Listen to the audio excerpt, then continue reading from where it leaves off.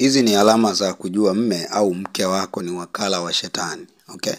Nataka nikufundishe leo ili ikusaidie kwa sababu wadada wengi wamejikuta wanaangukia kwa mawakala wa shetani kwa sababu ya kupenda vitu vinavyoonekana, si watu wa rohoni. So wanaangalia vitu vinavyoharibika na sio vitu vinavyodumu. Na mwisho wa siku wanaangukia pabaya. Na kuna vijana pia ambao ni vibenten wamejikuta kwenye haya matatizo. Cha kwanza, utajuaje ni wakala wa shetani? Ni ukishaona, sawa ukishaona kwa mfano kijana anakuambia kwamba yeye ili afanye mapenzi na wewe lazima uwe kwenye siku zako za hedhi. Hiyo ni alama ya wazi kabisa ya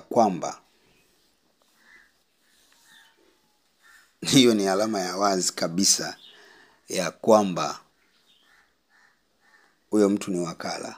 Kwa sababu kwenye ufalme wa giza, moja ya agano ambalo unaweza kaingia nalo, kuna wengine wanaingiaga maagano tofauti. Kuna mwingine ataambiwa kabisa ili ulale na mwanamke lazima ulale akiwa na hedhi. Sio kwamba anafurahia, ni agano, anajua anachokifanya.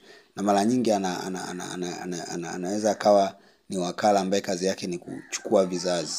Kwa anavyolala na wewe ukiwa siku zako za hedhi, kupitia ile damu yako anachukua kizazi chako. Yes, baada ya muda huwezi kupata mtoto kwa sababu kizazi chako kikichukuliwa kinaenda kuhamishiwa. Wale wanaotaka watoto ndo wanapewa. Si umenielewa? Yes, yani mimba inakuwa inatungwa kwingine. Okay?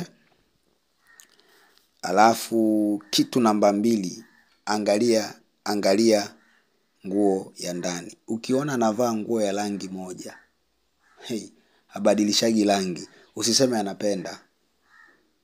Hayo ni masharti wanayopewa kwenye ufalme wa giza. Baadhi yao, sio wote. Umenielewa? Hata ile agano la hedhi sio wote. Inategemeana na agano ambalo kaingia. Lakini pia namba 3 ni zawadi. Kuna kijana mmoja alikuwa anapenda kumletea zawadi nguo za ndani nyekundu tu huyo dada. Na alikuwa anampenda kweli. Hakujua kama ni wakala. Ikafika muda akagombana hadi na wazazi wake kwa sababu alimwambia huyu sio mtu mzuri, kwa sababu baba yake alikuwa mchungaji. Baba mtu mpaka akachukia akapiga mtoto. Baadaye sasa kaja mtumishi mwingine wa Mungu, wakati anamuombea akalipuka yale mapepo. Alivyotengwa tu na yale mapepo akaulizwa, vipi bado unampenda huyo kijana? Akasema simuhitaji. You see?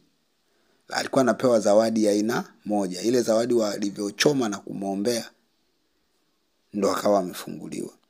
So alikuwa maana yake anaelekea kuolewa na nini? Na wakala. Na huwa yanajua kweli kubembeleza, kwa sababu wadada wengi wanapenda kubembelezwa. They know always shetani huwa anajificha kwenye vitu hivyo.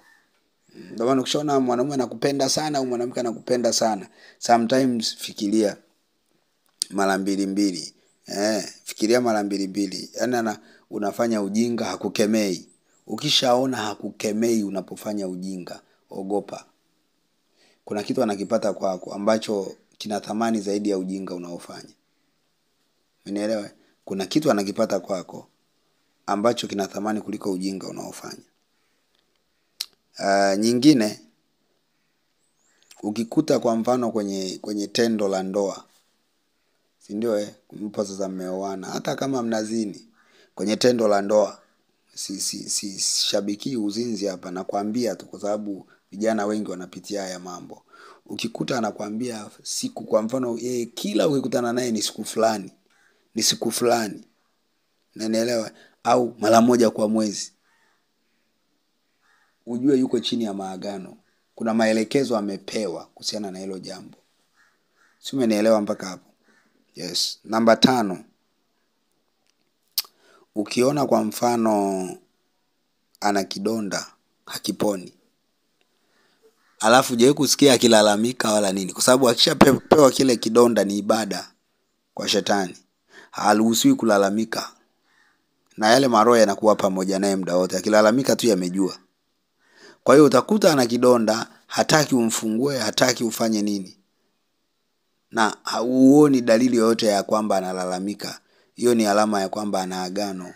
Kwa namna hiyo ndivyo anavyotengeneza fedha. Lakini sababu nyingine ni kwamba kama ana sehemu yake, ana makazi, aidha anaweza kuwa kama wewe sio mke wake, maana yake atakuwa hakuruhusu.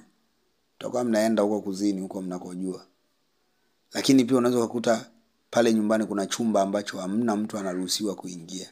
Hapo ndo wanawekaga wale wageni wakifika wanafikia huko. Aidha wanaweka nyoka au yakija yale maroho, kwa sababu ngoja niwaambie watu ambacho hawajui. Tajiri yoyote yule aliyepata utajiri, hiki ni kitu kibaya sana. Huwa analala na viumbe ambavyo yeye ndo anajua. Na wapa hizi siri. Unajua watu wengi vitu mtakatae.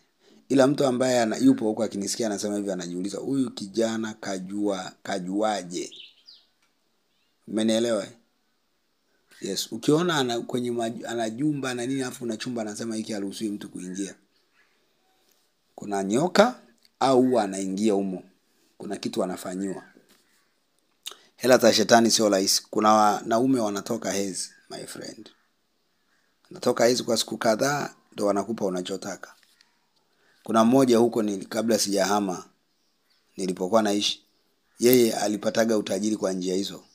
Ikafika tu muda siku moja hayo maharusi aliyakosea nini, akamwambia anataka vidole vya watu, damu za watu. Kwa alikuwa alikuwa na duka kubwa. Kwa ukifika anang'ata kidole, anatafuna kabisa kama nyama. Akienda hospitali analipa kila kidole 600. Kwa ukitaka vidole vyako vyote labda 5, anaenda anakupa 3,000,000, anang'ata tu chap chap chap chap chap. You see, watoto wa Mungu, msikimbilie vitu watu wengine mali. Muulize Roho Mtakatifu. Ndio maana tunamhitaji Mungu kwanza kabla ya kitu chochote. Sasa watoto wa Mungu wengi siku hizi jamani, wanaangalia tu, ana gari jamani, anavaa vizuri. Jamani, macho yatakudanganya. Haya macho yanakupeleka gizani. Wengine ananipenda, ananijali, ananifanya. Sasa is not, sasa kama wewe ndo unampatia hivyo vitu ambavyo anahitaji, alafu hana muda na wewe, yuko na wewe pale kwa sababu ya agano aliloambiwa, shida iko wapi? Na kuna wengine kazi yao ni kulala na mabikira tu. Umenielewa? Mabikira tu ndo agano lake hilo.